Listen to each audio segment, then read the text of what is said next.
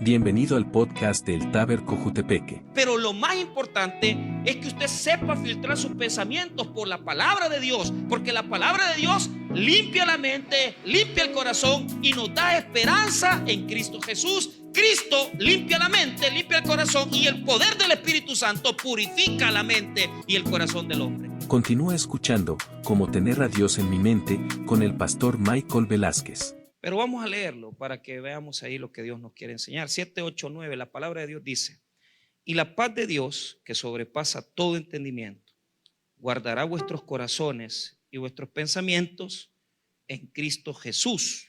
Por lo demás, hermanos, todo lo que es verdadero, todo lo honesto, todo lo justo, todo lo puro, todo lo amable, todo lo que es buen nombre, si hay virtud alguna, si algo digno de alabanza, en esto pensad.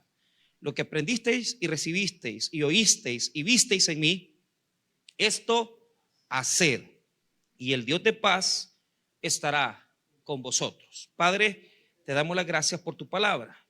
Te pedimos tu bendición para la enseñanza, para la instrucción que vamos a ministrar en esta noche. Te suplicamos que bendigas a todos aquellos que han venido buscando un milagro. Danos también una intercesión que sea llena de mucha gracia tuya y del mover del Espíritu Santo para recibir milagros, para recibir tu bendición. En el nombre de Jesús. Amén y amén. Pueden tomar asiento. Muy bien. La epístola a los Filipenses, fíjense que quiero decirles algo.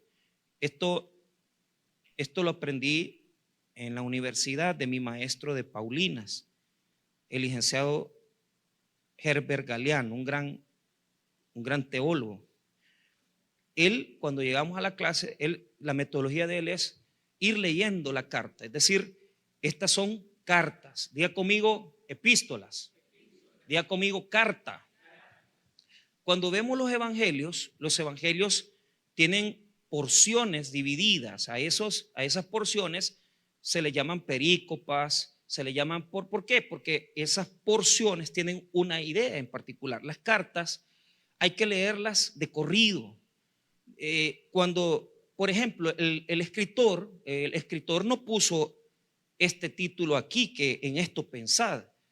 Esto se lo pusieron posteriormente cuando se ordenó la Biblia en versículos y en títulos. Entonces, ¿cómo se llamó este señor? Siempre se me olvida, se llama, no puede ser que la neurona, Stephen Langton, así se llama, el que dividió. Entonces, lo que sucede es que esto ya fue una posterior incorporación, pero a la verdad, si nosotros quisiéramos entender las epístolas, tenemos que leerlas de corrido, o por lo menos la idea de Pablo que inicia en el capítulo 4, porque por eso la dividieron así. Es decir, Pablo no dividió en capítulos la carta, Pablo escribió la carta de principio a fin.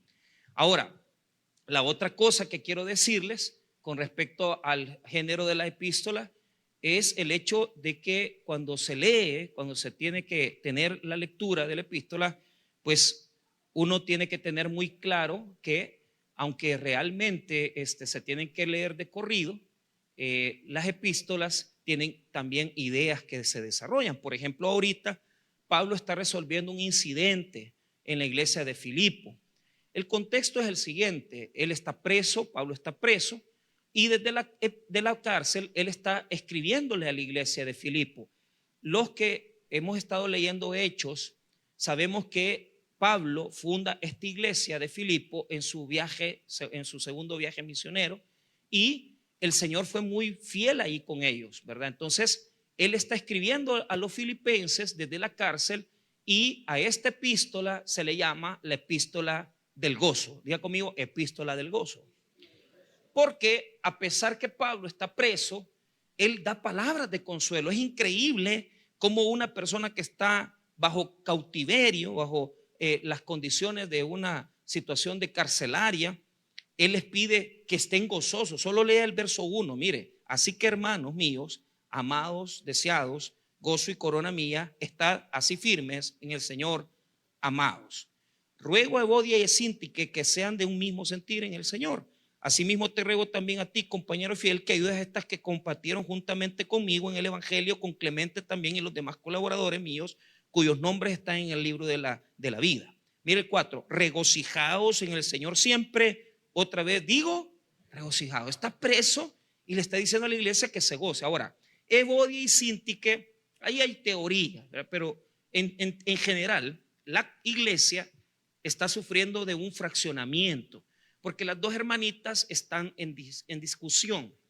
Lo que pasa normalmente en la iglesia, que no le dieron las pupusas a la hora, ¿verdad? Y usted se enojó, entonces reclamó y que por qué me vendieron las pupusas que yo las había reservado, cosas así, ¿verdad? Y uno se termina enojando con la pupusera, con la vendedora o con quien sea. La cosa es que dentro de la iglesia estaban siendo divididas. Entonces, el llamado del apóstol es a que sean de un mismo sentir. Diga conmigo, un mismo sentir. La palabra phronei, un mismo sentir en griego, quiere decir tener un mismo pensamiento, es decir, con Jesucristo. Es decir, tenemos que superar nuestras divisiones particulares como hermanos y pensar en unidad entre nosotros y con Cristo también. Ahora, cuando Pablo resuelve el problema, es decir, le llama la atención, le está diciendo arreglen su problema. Solo imagínense que esta epístola se leía públicamente para que la gente supiera. Entonces, imagínense que Pablo manda la carta y públicamente en la iglesia, en la congregación, se leyó la carta. Y entonces allá estaba Evodia y por allá Síntique. Entonces yo me he sentido bien avergonzado porque Pablo dice que se reconcilien, Pablo dice que se arreglen. Entonces ese era el problema que se estaba dando. Ahora, en esta parte de la carta, el apóstol Pablo está casi cerrándola, pero la idea principal es la paz de Dios, la paz de Dios. Y esto es bien importante porque la idea de la paz comienza un poquito antes, posiblemente comienza desde el 6, pero el versículo 7 nos habla con claridad. ¿Cómo nosotros tenemos que tener la paz de Dios? Esa es la primera pregunta para entrarle al tema del sermón. Bueno, Pablo dice, y las epístolas enseñan, que tenemos que poner nuestros afanes y tenemos que descargar nuestra ansiedad en la oración. A través de la oración, buscando la presencia del Señor, yo presento mis afanes, me libero de mi ansiedad, me libero de mis dolores, porque hermanos, ¿cuántos aquí estamos afanosos? ¿Qué significa afán? Significa tener dividida la mente. Usted está aquí, pero usted está pensando, y sigo con las pupusas, en las pupusas que se va a comer, o usted está pensando que mañana va a venir a la cena de parejas, o usted está pensando que no dejó la comida del perrito, o usted está pensando que cualquier cosa que tiene que hacer mañana. El afán me roba mi comunión con Dios. ¿Por qué? Porque al Señor le gusta que le dediquemos nuestro pensamiento. Hermanos, oiga bien lo que le voy a decir. Tenemos que aprender a cultivar una vida de pensar en las cosas del Señor y en el Señor. Nosotros no cultivamos ese tipo de vida. ¿Por qué? Porque pasamos afanados, trabajando. Entonces, pastor, ¿en qué momento voy a pensar en el Señor? Si es que yo no te estoy diciendo que medites 2 horas o 3. Yo le digo que vale la pena, si amanece, estar unos 10, 15 minutos a solas con Dios y cultivar mi mente pensando en el Señor. Y en el día tengo que luchar por pensar en el Señor.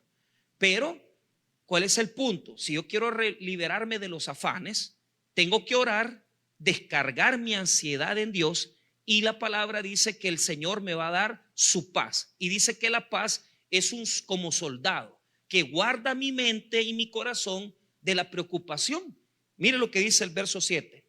Y la paz de Dios, que sobrepasa todo entendimiento, guardará. Ahí está la palabra. Esa palabra en griego quiere decir como un centinela, un soldado que se pone a la defensa para que no entre en nosotros la preocupación. Mire, vuelva a leer el 7 porque si usted está afanado hoy, si usted está preocupado por cualquier cosa que usted esté preocupado, mire el 7. Y la paz de Dios, que sobrepasa todo entendimiento, guardará vuestros corazones y vuestros pensamientos en Cristo Jesús. Entonces, ¿qué cosa guarda la paz que Dios me da en la oración? En el corazón y mis pensamientos. Entonces, esa es la idea principal, esa es la idea más grande. Dios me da su paz, pero Dios está más interesado no solo darme de su paz, sino que Él quiere estar conmigo. Estar conmigo.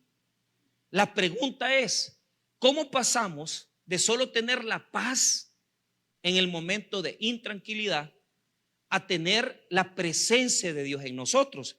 Y mire, como que fuera Pablo ya previendo cómo cultivamos la presencia de Dios en nuestra vida. Mire cómo cierra el verso número 9. Lo que aprendisteis y recibisteis y oísteis y visteis en mí, esto haced, y el Dios de paz estará con vosotros. O sea que el Señor quiere darnos su paz y Él quiere estar con nosotros en su presencia. Yo quiero tener la paz, pero quiero tener su presencia también. Porque donde está el Señor, hay paz. Y donde está la presencia de Dios, está la paz. Y donde está la paz, está el Señor. Porque Dios no puede estar si no tenemos paz.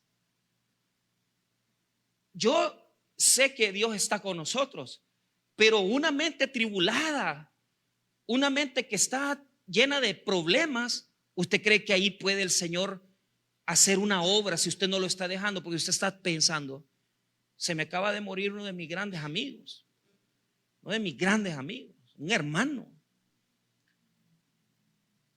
y lo fui a ver al hospital, pero fue bien duro para mí porque él no me dijo. Y como ya no me contestó, no me dejó irlo a ver después, le escribí. Pero me respondió, pero yo estoy teniendo en cuenta que quizás no fue él el que me respondió, quizás fue su papá o su esposa, no sé. Porque me puso, amén, pastor, y él no me trata de pastor a mí. Él me trata a mí de Maikito, Mike. O sea, no, tenemos una gran amistad. Entonces, la mente se me ha ido, ¿verdad? Porque he estado pensando en el amigo y cómo va. Y el pastor Junior escribió ya como la 1:40, se nos fue fulano y no sé qué. Entonces para nosotros ha sido muy doloroso.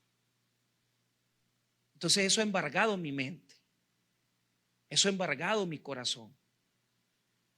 Y trato de tener la paz, pero ¿qué es lo que sucede?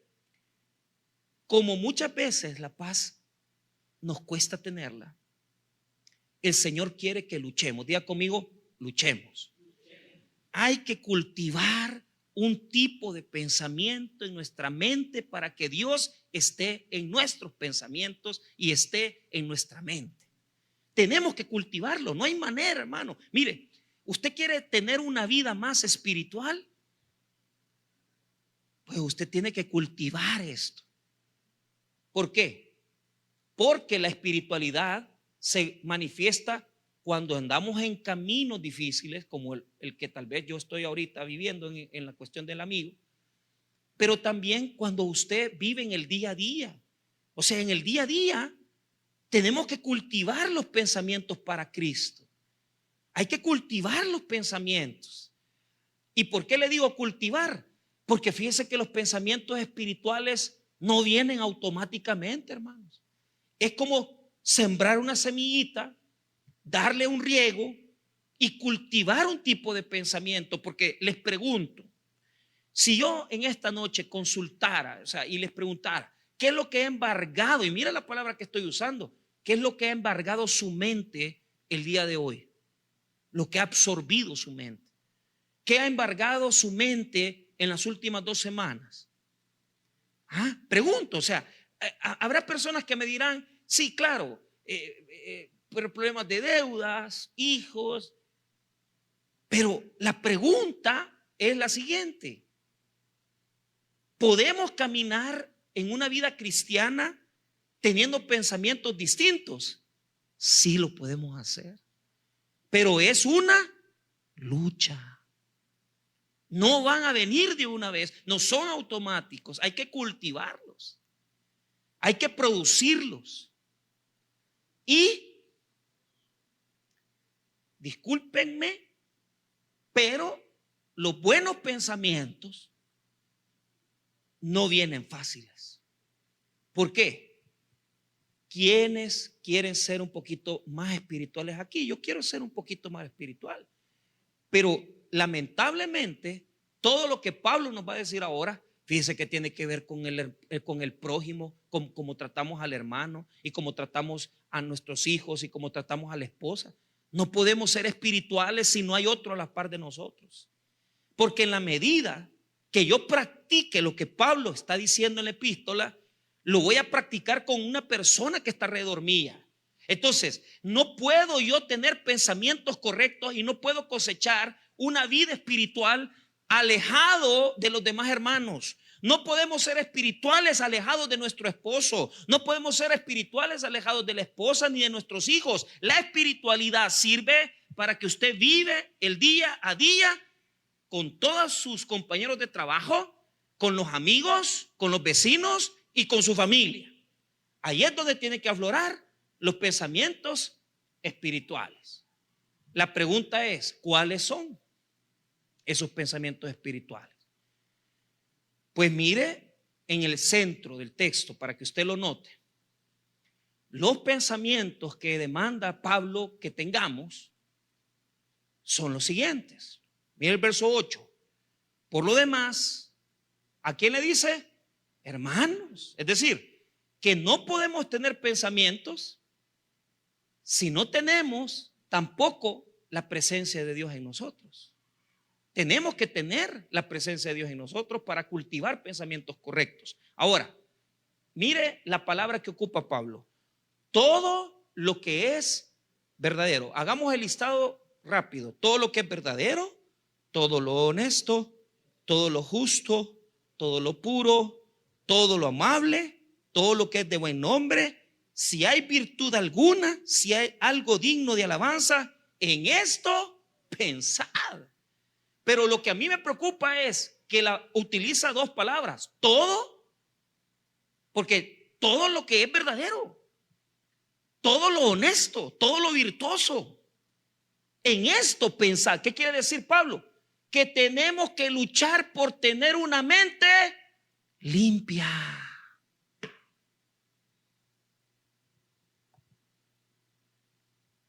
Y mire, le hago una pregunta.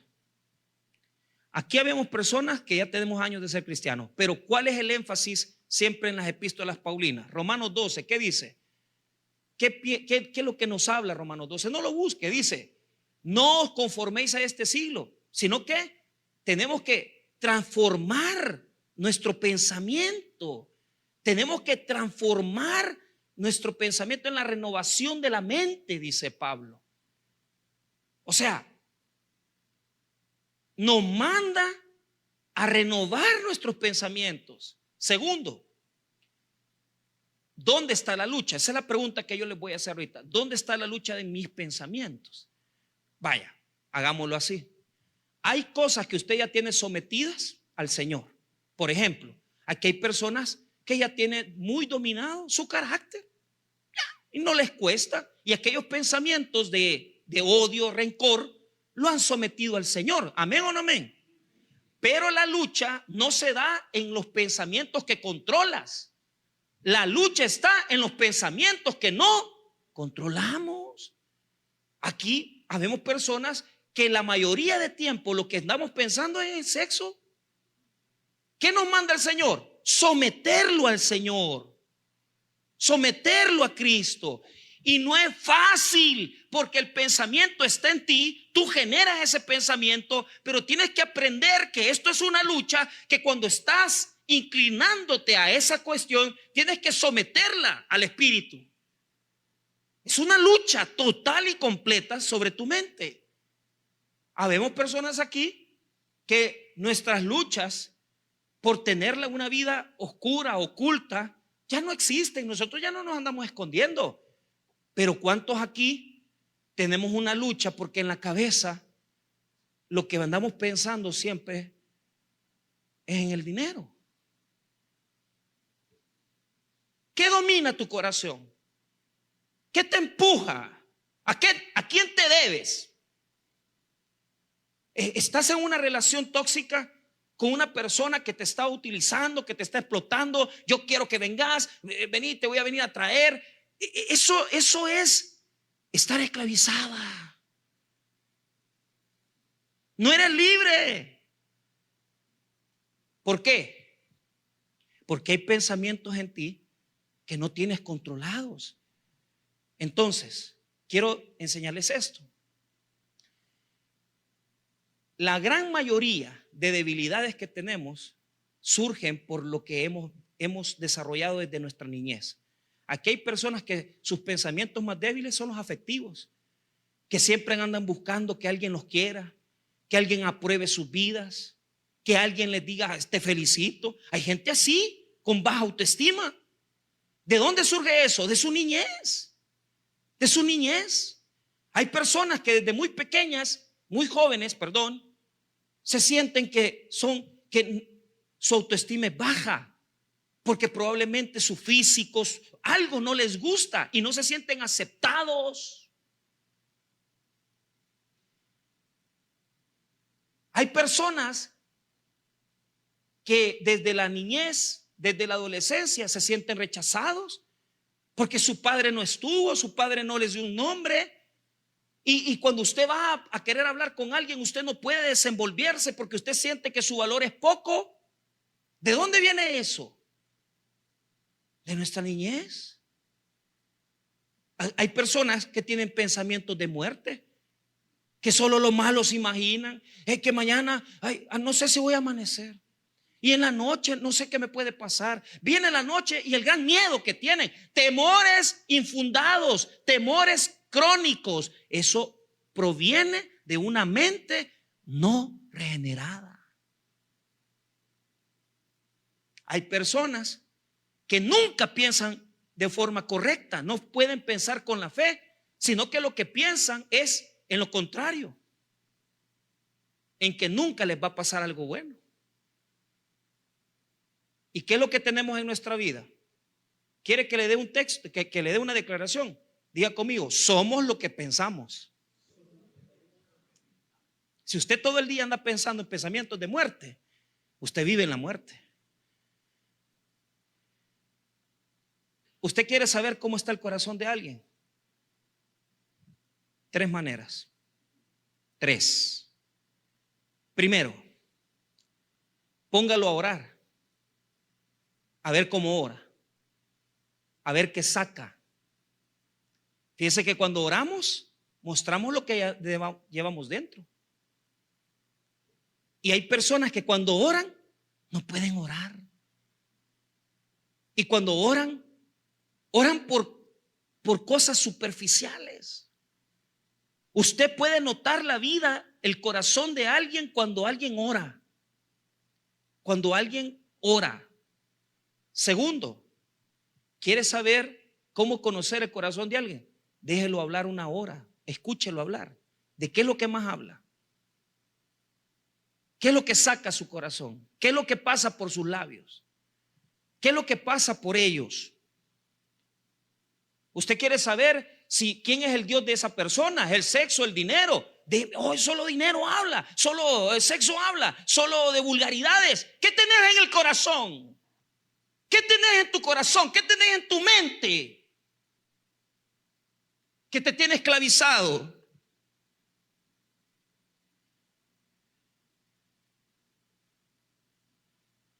Ahora, la pregunta es, porque una tercera forma que nosotros podemos ver qué es lo que tiene adentro alguien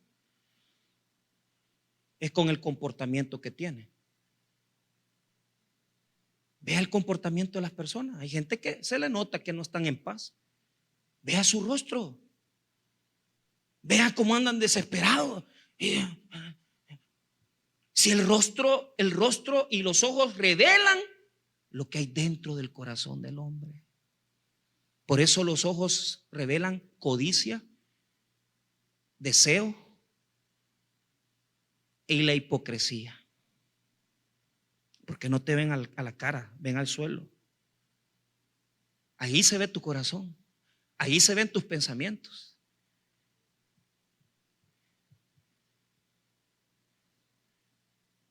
pastor, ¿qué hago? El fundamento principal para tener a Dios en mi mente es la verdad. Diga conmigo, la verdad. La verdad. La verdad. Vive en la verdad. Camina en la verdad. Respira en la verdad. Sueñe con la verdad. Camina en la verdad. Y usted va a aprender que su vida va a reflejar la verdad de Dios. Y los pensamientos revelan tres cosas. ¿Por qué nuestros pensamientos no son correctos? Primero, ¿por qué mis pensamientos no son correctos? Primero te dije las tres maneras de ver qué tienes adentro. Tu vida, cómo oras por otros. Esa es una. La segunda, tus palabras. Y la tercera, tu conducta y tus ojos. Ahí está lo que sos. Ahí está lo que tenés. ¿Qué codicias? Dinero, hombres, mujeres. ¿Qué codicias? ¿Con qué astucia ves? Ahí vas a ver qué sos por dentro. Pero aquí viene. ¿Qué reflejan nuestros pensamientos? Y yo hice un listado. Lo más peligroso.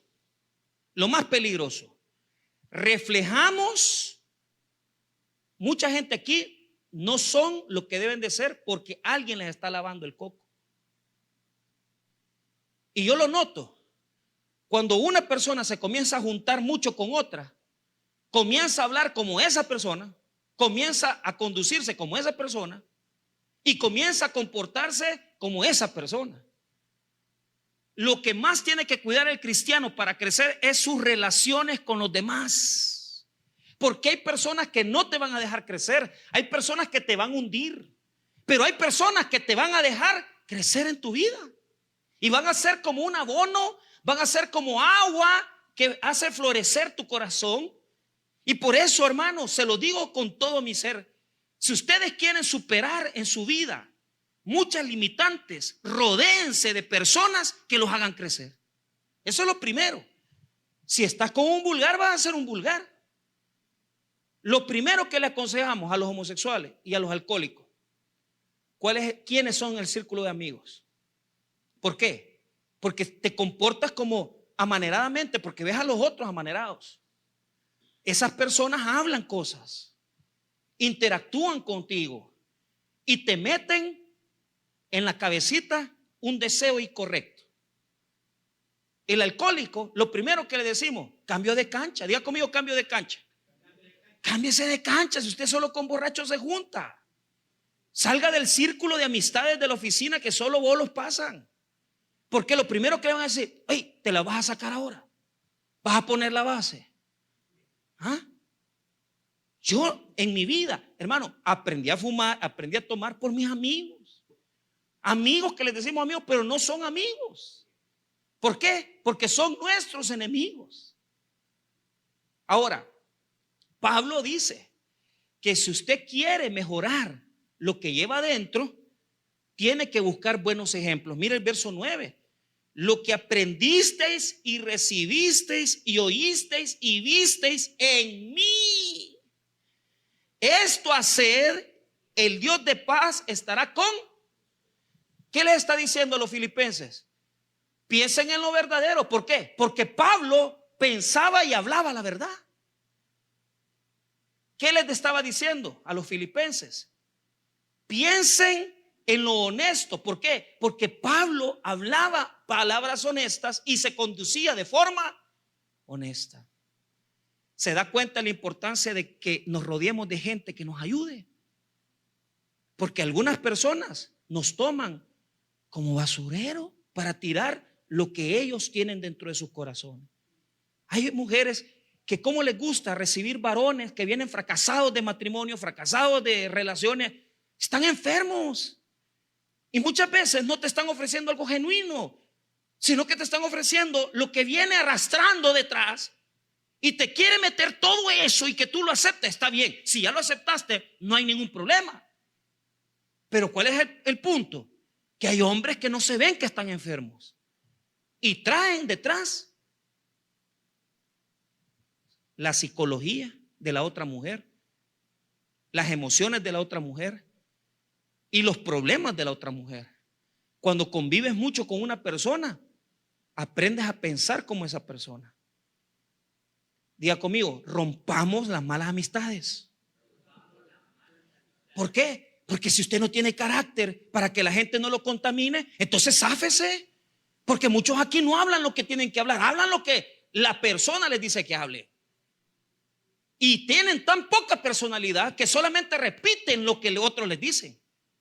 Repetir lo que otro dice es no tener personalidad.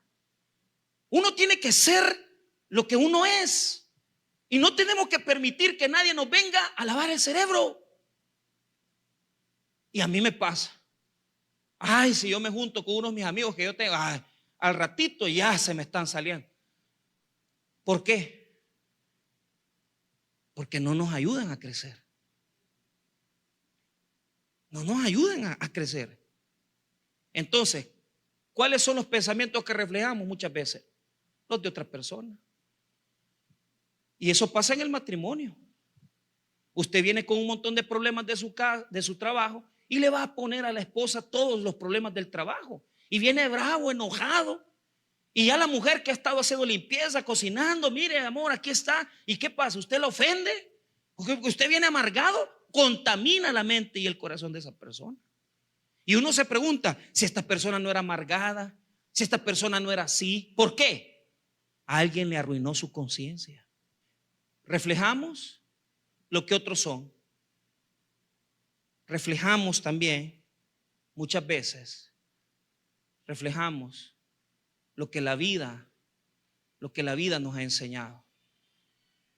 Porque a través de toda nuestra juventud y niñez aprendimos a comportarnos de formas equivocadas, incorrectas.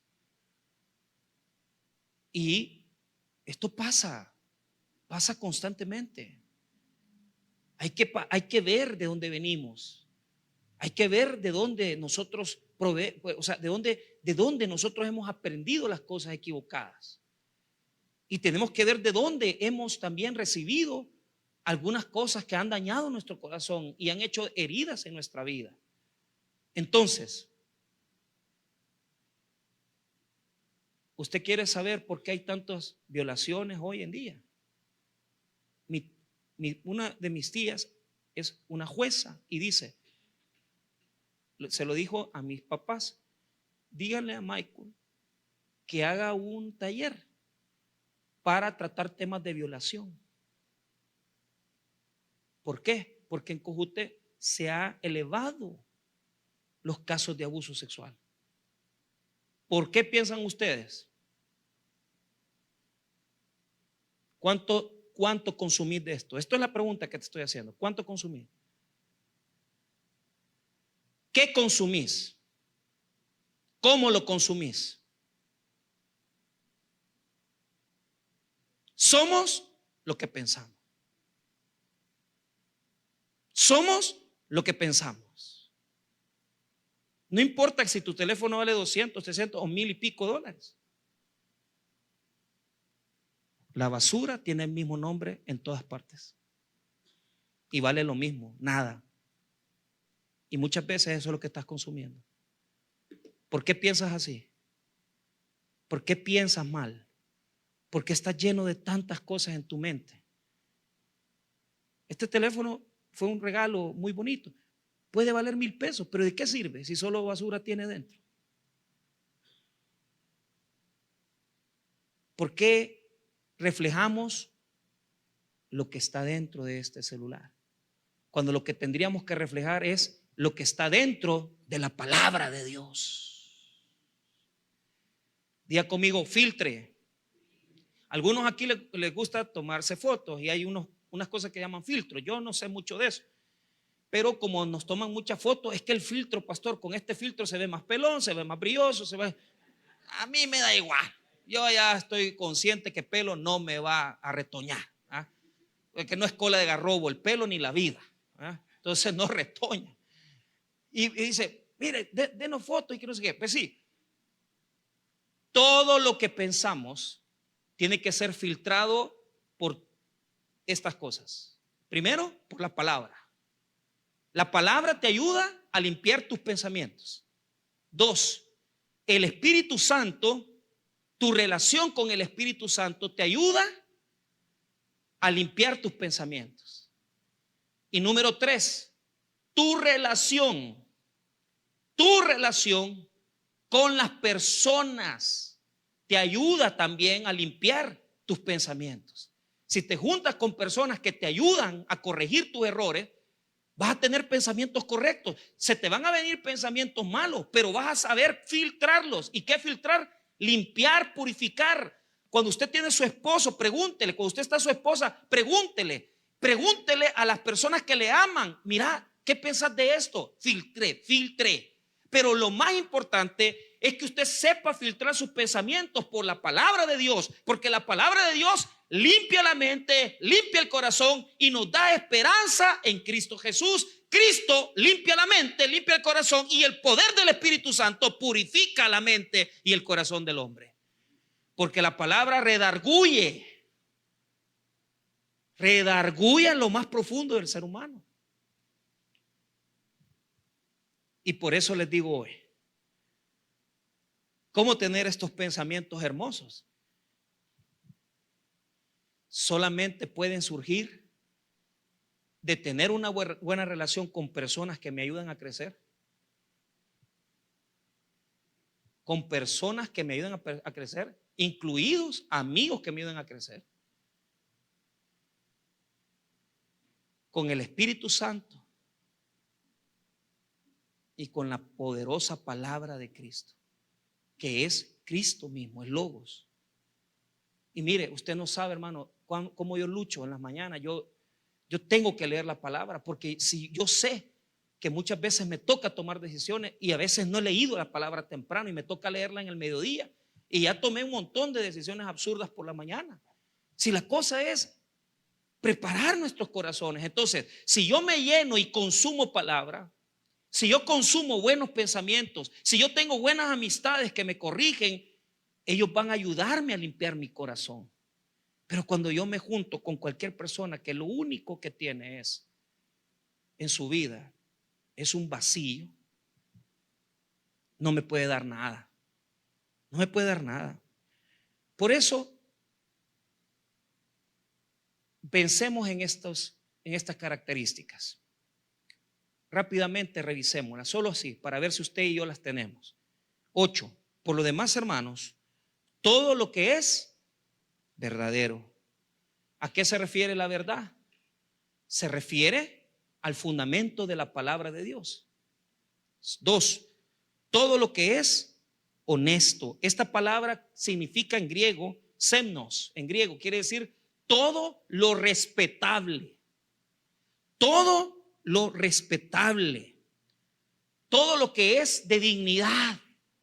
La palabra se ocupaba solo para el comportamiento en el templo. Por eso es que el texto es honesto, quiere decir mi comportamiento tiene que reflejar siempre mi honestidad del corazón y mente. Mire el montón de gente que están metiendo presa por tramposos, prestaban pisto. Ahí hay una muchacha que 63,000 pesos. Les decía que iba a poner una empresa de filtros y no ponía nada y le robaba a la gente. Y yo me pregunto, ¿cómo es que esta gente se mete en esas cosas? Y cómo hay otras que le cree. Tome $20,000. ¿Cómo va a creer? La codicia. Cuando usted vive con lo contrario de la honestidad, quiere decir que usted es un estafador. Mire lo siguiente. Todo lo justo, dikaios en griego. ¿Qué significa? Significa como trato a los demás. O sea, yo no puedo tener en mi mente el estar fregando a las personas. ¿Por qué? Diga conmigo, maquinaciones. Es lo más perverso que hay en la mente. Maquinar, ¿qué significa? Pensar en cómo le voy a hacer mal. El que maquina para hacer lo malo quiere decir que le falta más palabra, espíritu y buenas relaciones. Todo lo puro. La palabra puro, agnos, en griego, ¿qué significa? Lo que no tiene mezclas. Nosotros mezclamos lo que es sucio con lo que es santo. Y queremos venir a la casa de Dios a adorar cuando sabemos que tenemos porno en el celular. No se puede. Porque tu vida no es santidad, es porno. Eso es lo que tienes dentro. No es lo que reflejas.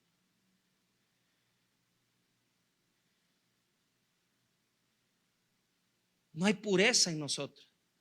Desde que hablamos ya venimos con el doble sentido. Y cuando hablamos con los hermanos, hablamos ya con doble sentido. Las mezclas no permiten que haya una mente limpia. Todo lo amable, prósfiles. ¿Qué significa? Todo aquello digno, todo aquello digno de ser amado. Es decir, todo lo bonito que hay en nosotros, todo lo bonito con lo que podemos ser y tratar a la gente, lo bueno que hay en nosotros, el trato con los demás, cómo los tratamos. Somos pedantes, somos agresivos, somos groseros. Yo he sido muy grosero muchas veces porque yo no me cuido de mis palabras. Entonces yo le pido al Señor porque yo quiero que Él me use. Porque el anhelo mío no es hablar mejor, sino que lo que yo quiero es agradar a Dios. Y cuando usted quiere agradar a Dios, usted se quita todas esas cosas de su cabecita. Porque ya si usted ya va con otro deseo dentro del corazón, usted fracasa. Pero vea, todo lo de buen nombre, eufema, quiere decir todo lo que hablamos bien.